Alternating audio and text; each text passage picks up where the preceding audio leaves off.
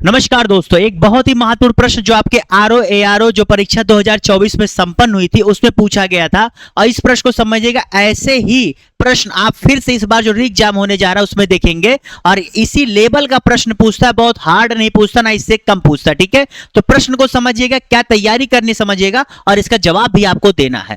क्या प्रश्न है कि एक धनराशि 7% सालाना ब्याज की दर पर 5 वर्ष में 540 रुपए हो जाती है।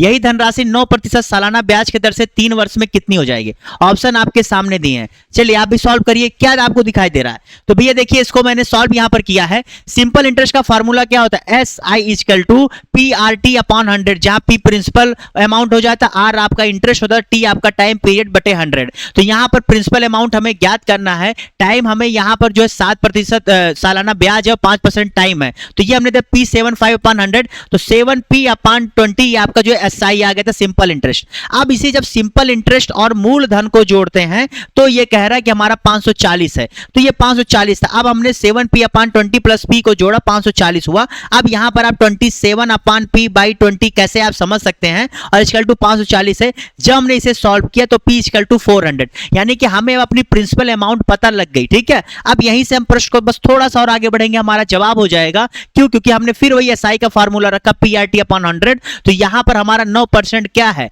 आपका भैया, क्या है? इंटरेस्ट है, और टी आपका 3 वर्ष है। जब आप इसे सॉल्व करेंगे तो 108 आपका निकल के आएगा। और फिर अब यहीं पर असली है कि आपसे पूछ रहा क्या होगा, तो मिश्र जो आपका मूलधन है उसी में जब आप 108 जोड़ेंगे तो इसी प्रकार से आपका जवाब आएगा। उसका सही जवाब क्या? डी होगा। अगर आपका आया है तो बहुत अच्छी बात है, और इसी तरह के प्रश्न आप फिर देखेंगे अपने एग्जाम्स में। तो लाइक कर दीजिए, सब्सक्राइब कर दीजिए और इसी तरह की पढ़ाई करते रहिए।